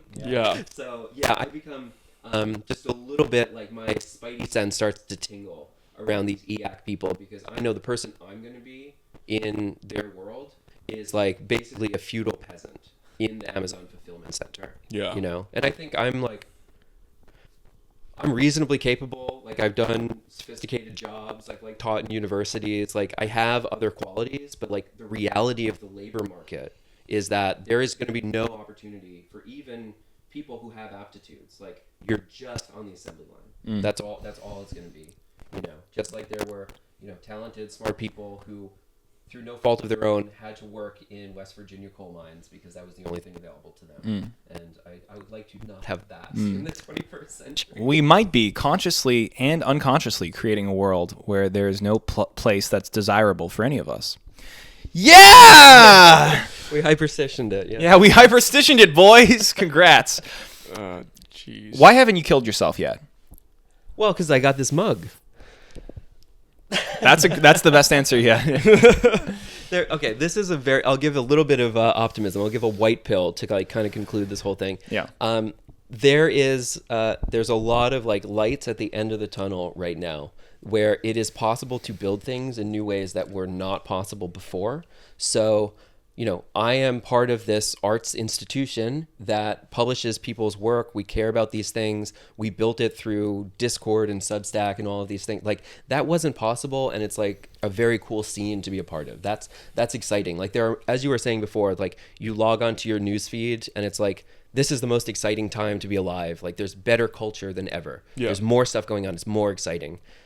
The levers of the political economy, like neoliberalism, is done. Right? It's really up for debate. What comes next is up to us.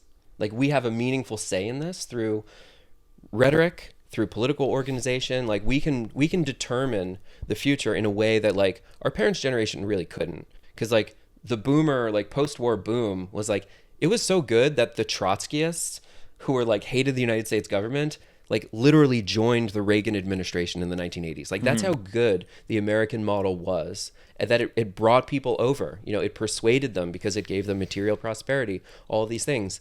But that isn't happening right now. Like that thing that dissuades you from the political organization, like it's really up to us, whatever we want to make. So we can kind of like sit back and become the techno serfs in the right accelerationist model, or like we can determine our own future and we can build a better world, and the conditions for that, like the incentives for solidarity and collaboration, and also a level of planning with particularly the negative externality of carbon, like all of that is a unique, like unprecedented opportunity for international coordination. So yeah, being able to isolate those things as opportunities, like that is the key, and we have, I think, pretty compelling plans. We're living in a planned economy right now.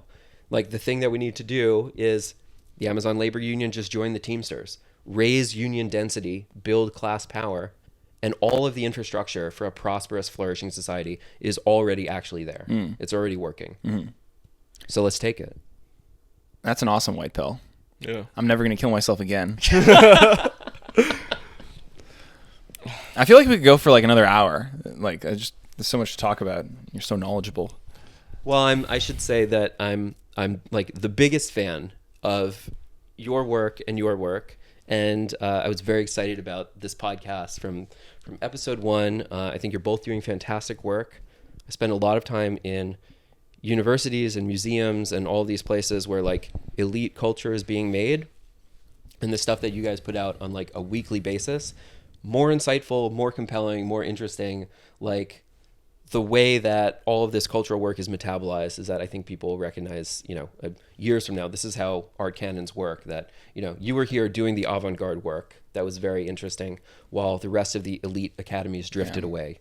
And we're just a couple of guys. We're literally just a couple of guys. We're a couple of funny guys. Yeah. I met Greg 2.5 years ago, and he brought me to a house party. And I said, Greg, I had 60 YouTube subscribers at this point. I said, Greg, me, you, and Sisyphus 55 are going to start a thing called the CCCRU. And you said, make YouTube videos first. I said, okay, that's fair. That's a fair wager. And here we are. Wow. Here we are. Yeah, I'm optimistic. I don't think, CJ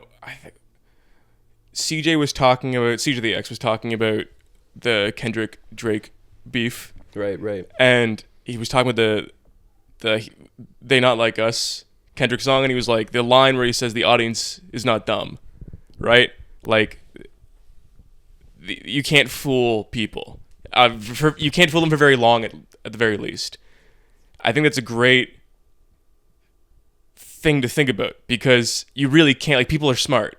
People know when they're being duped, They know. They know. Yeah. No one is going to this idea that like I feel like this is the rhetoric on whatever, like the Andrew Tate right, is that everyone's a fucking lazy bum, everyone's an idiot that is going to willfully give up all their rights and live on their knees for the rest of their lives and not even know they're doing so. And only the few geniuses can make it out of the matrix. Like, that's not going to happen. People know when they're being fucked over, and they'll do something about it. People have done something about it. We've made it this far through the entirety of human history. We've made it to the point where, like, most people have a roof over their heads, you know? Most people have food to eat. People aren't hungry. People aren't, like, looking for their next meal. People can reproduce properly. You know, like, we made it this far. Why would it stop now? Why would we now reach the point? We're saying this to JJ, right? Where it's like, why is now the time when society collapses? Why is now the time when, you know, humanity truly loses its way? It wouldn't be this time. It wouldn't be now. Like, we have the most information we've ever had. We have the most freedom we've ever had. Now is the time when things are going to get better. I'm optimistic about that. I am as well. The one thing I would add to it is the question of like what to do, which I think is like, this has receded from the political common sense of most people who grew up in the societies that we did, where it wasn't clear that it was in your interest to organize at your workplace, because a lot of those ideas in the end of history were considered discredited, right? Like liberalism won. The Cold War invalidated socialism as a project. Like the Soviet Union didn't work. All of this type of stuff. And you have to really zoom out in like large, like historical arcs that last a lifetime. That the project I kind of described earlier of like beginning in 1947, coming into power in the 1980s, and then waning in power in 2020, that's like 80 years of like progress. Yeah. So the idea that like things are going to get better immediately or whatever, like these arcs, like, you know, generationally, we have a little bit of a few years in between us, but like we were born during a bad period of capitalism. Our parents might have been born during a good period of capitalism. Yeah. And it's very possible that we are on the upswing of this process, that things like actually get better and the ability to organize in your workplace gets better. And so like channeling, basically this is my project, like the thesis statement for this project is that all of that dissatisfaction, like what to do about it, is the question of political organization, the question of labor organization. And so channeling those sentiments of dissatisfaction into the political project, that then becomes like what you do, how you respond to it.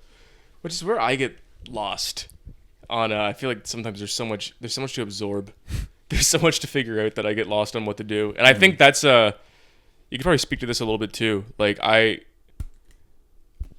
I'm very individualistic, and I try not to be, but then I'll also end up being very selfish. I mean, like, okay, I want to build like this business. I want to like, you know, always like scale up. I don't try, but I end up not seeing myself as like a regular person.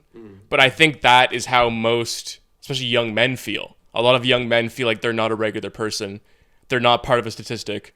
They're not part of the masses. They're like, oh, I'm an outlier who is building this thing, or who has this bright future ahead of him because I'm going to do all this work. And that is like, it's hard because it's like, that's a lot of my hope. But then at the same time, that is the very issue that's causing a lack of organization, is everyone sees himself as a free agent that isn't part of the masses or the culture. Okay, so I'm gonna amend a few of the things that you said. Yeah. And you can tell me if I'm right or wrong in my characterizations of this. But what I would say, I would agree with your assessment of this, like how you described it. But in the neoliberal period, part of the project of building something like YouTube, which I'm a big advocate of, Greg's doing the cards. I'm a big advocate of.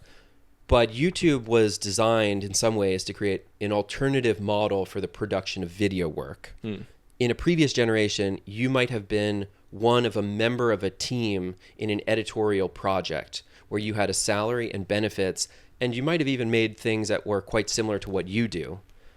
And what the neoliberals designed, right, the deep libertarian philosophies that went into creating these platforms were a way of, you know, philosophically organizing society by the unit of the individual, right? That's like the historical subject of liberal political philosophy. But also to make your channel like just you, you know? Yeah. And so you are now doing all of the jobs of those people, where you are the writer, you are the performer, you're the camera operator, you're the editor, or like all of these things. So they have atomized the production of video content.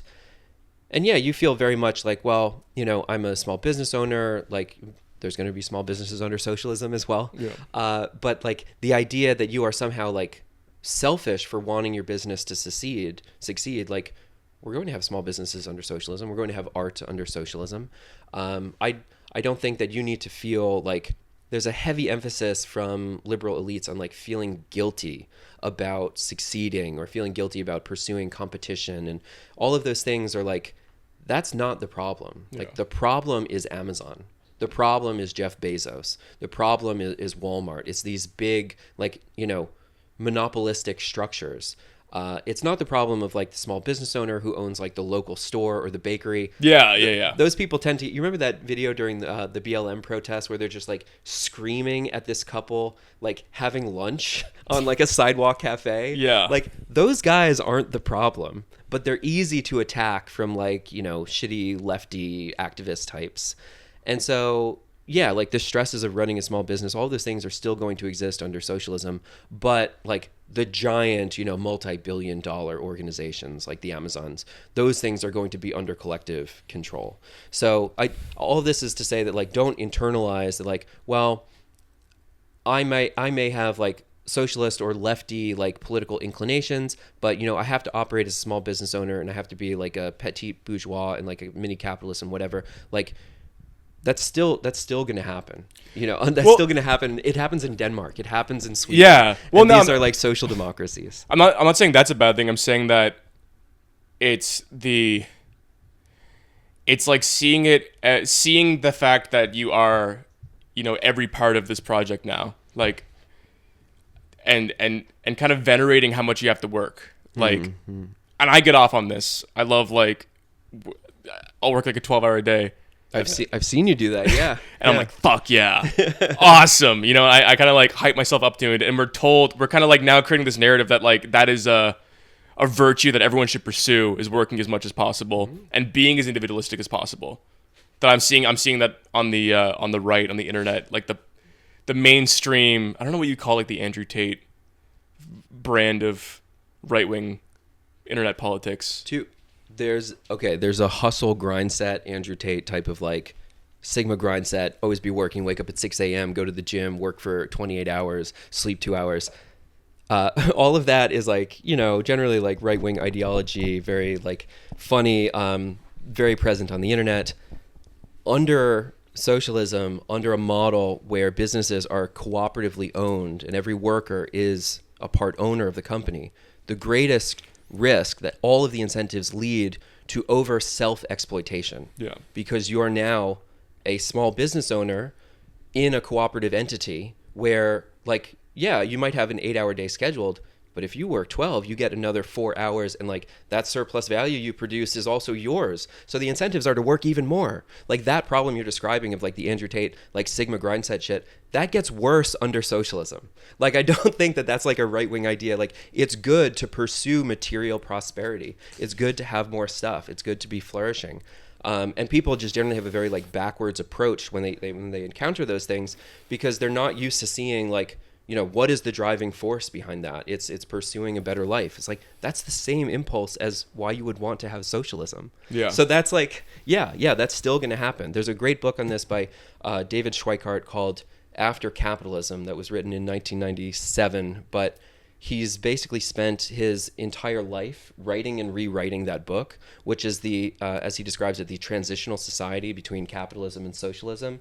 So he's like a market economist. He's in this tradition of market socialism, but like in that model of cooperatively owned, worker-owned cooperative entities, et cetera, there's going to be a lot of self-exploitation and overwork. So you're still going to have your Sigma grindset under socialism, is I guess what I'm trying to say. I mean, I like the idea of, I always believe that the same, you know, this idea that the only thing motivating people to work is money, I don't necessarily believe in. I think that under a UBI economy, the same amount of people would willingly work 80 hours a week. Yeah. And the same amount of people would do the absolute bare minimum. Yeah. And it should be that way. I think you should be allowed to rot. Yeah. Rotting should be a human right. Yeah, rotting is a human right. Yeah, if you want to be a stinky anarchist and drop out. Yeah, you should be allowed. You should be allowed to do so. Yeah, you shouldn't die. Yeah, you shouldn't. We can afford Yeah, it. you have to die. You shouldn't have to die. Yeah, if you do that's that. our hot take. You get mulched to become the soylent that is fed Yeah. to the right accelerationist. Speaking of being a small business owner, Oh yeah, right. We didn't. I'm gonna show this for you. So now, after I did all of this like academic lecturing, you're gonna show my like shitty meme post. Yes. For edgelord teenagers. Yeah. Yes. Josh made a political compass board game called Class Fantasy. We played a bit. I really like it. I'm willing to make this the first Horseshoe Theory unofficial sponsor thing. Like, I'm going to show this for you. I did give you a copy of the game. So Yes. it is Yeah, a it is a sponsorship. sponsor. technically. Okay, this is Yeah. our first sponsor. It's a political compass board game. It's really cool. It has 12 different classes, each one representing a different position on the political compass. Yes. It's a group game you can play with like up to 8 people. 12. Up to 12 people. And the way it works is, let's say you're the off-left class. You have a certain set of abilities that you can use. I'm going to explain it for you. No, Let me play you're it doing once. a great job. And you are inherently allied with everyone in your row or column. So as an off-left, you are allied with the center left, the libertarian left, the center authoritarians, and the authoritarian right. Yes. And so you have this natural alliance that forms. And what you're basically trying to do is kill all your ideological opposition with your cards, such that a row is left. And then there's this interesting back and forth of like who you're trying to kill, how the alliances are forming. Is the lib left guy going to backstab the off left guy on a very high level?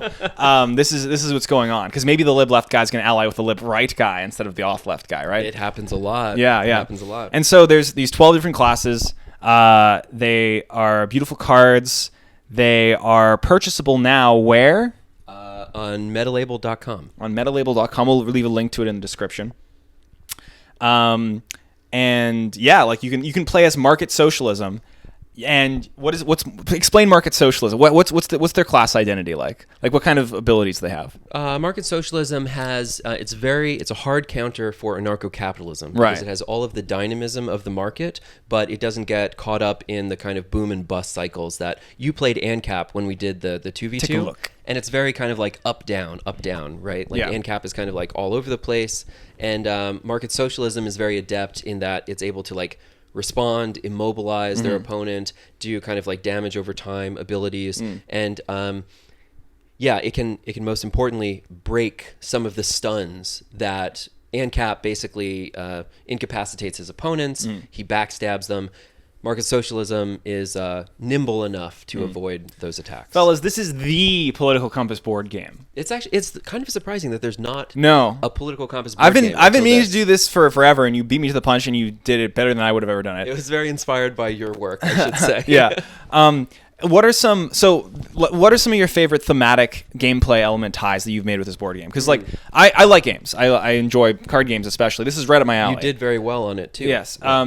So, for example, like the authoritarian leftist distributes healing to his allies. Right. Yeah. There's a lot of shared bonuses and synergies that among the good column, right? Lawful The good, leftists. neutral good, Yeah. chaotic good.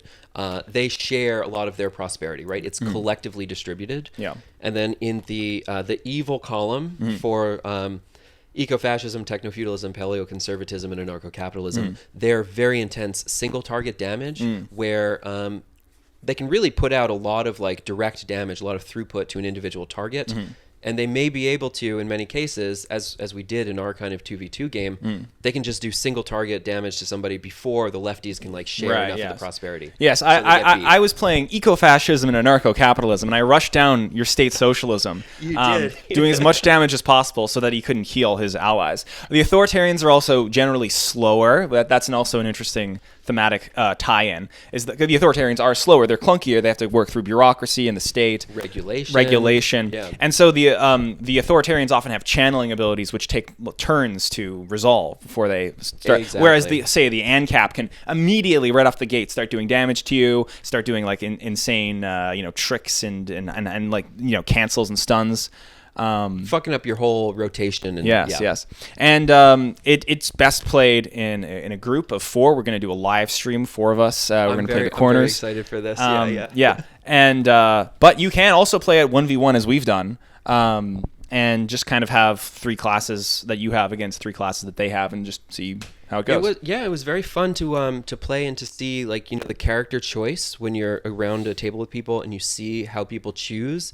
That's a very revealing process for your friend group. Does somebody choose techno-feudalism, or do they choose civil libertarian? And, I went to pick my character, and then Greg chose all 4 corners simultaneously somehow. Yes, so it's true. It was very impressive. Yeah, you did a great job. Yeah. And I won and lost at the same time. Anti-centrism. The ability names are hilarious. Yeah, so, like, for example, anarcho-communism has an ability called cancel. Yes. Yeah. And solidarity. Paleo-conservatism has trolling, rush, common thread, cyberbully, and triggered. Yeah, and they're all very thematic. The mechanics really are tied in with it's almost an educational game. Yeah, it feels like the name itself, Class Fantasy, comes from when you're playing Dungeons and Dragons or World of Warcraft, and you see like the thief and the wizard and the warrior, and you they ask, what is your class fantasy? Who do you see yourself as being in this fantasy medieval world? And to me, that process is very much like how especially young people, especially like meme producers, approach politics as a role-playing game, as an MMORPG over social media. And so identity play. Indeed. And so when someone chooses, it's been very interesting to gauge the public response to this game, because I put the anarcho-capitalist as the thief in Dungeons and Dragons, and also in the chaotic evil quadrant of the political compass. Because libertarian is chaotic and right-wing is evil. Yeah, they map pretty perfect. And then the Ancaps in the comment thread, co-posted this with The Political Compass on Instagram. So it's a pretty sizable account, 300,000 followers, possible to parse the sentiment.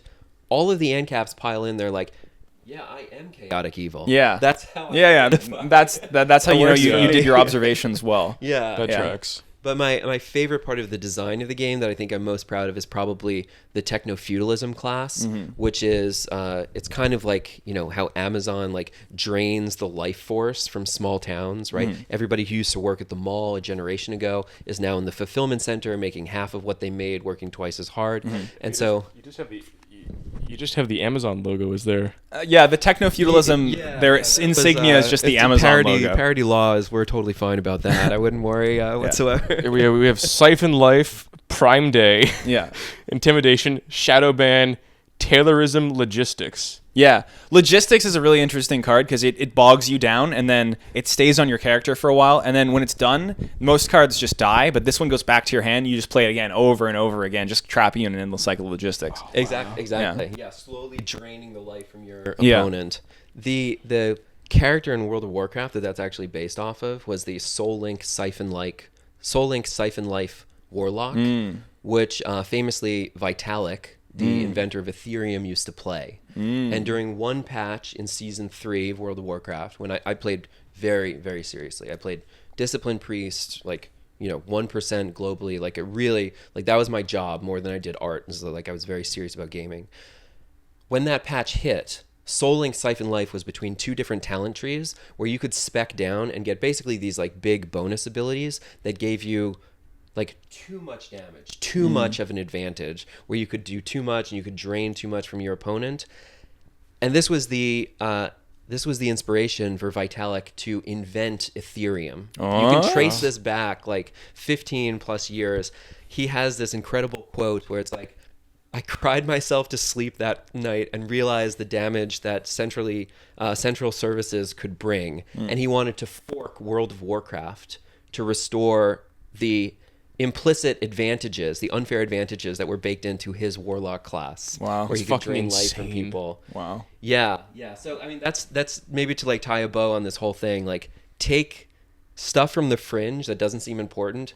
Take that seriously, because the people who are building Ethereum are building the global internet for the 21st century. and it's worth like trillions of dollars now. So when it was a World of Warcraft class, it was not very influential, but now it's like global digital infrastructure, so it's very important. This is how all these online gamified meme stuff become real. That's one example. Yeah, exactly. Yeah. I mean, everything, like every idea starts in the fringe. Yeah. I really hate that people want to ignore it. Yeah. Because it's like it's easy to ignore, right? It makes sense. It's just like, oh, I don't have to pay attention to that. That's not real, but it will become real. Yes, and it always does. And this is what we're going to talk about more with JJ McCullough. I'm very excited for that one. Yeah. That's our next one. Fringe Chad versus status quo cell. Yes. I'm glad you're saying all this stuff because I think that the fringes obviously are fascinating, entertaining, interesting, and relevant, and more relevant. Yes. Yeah.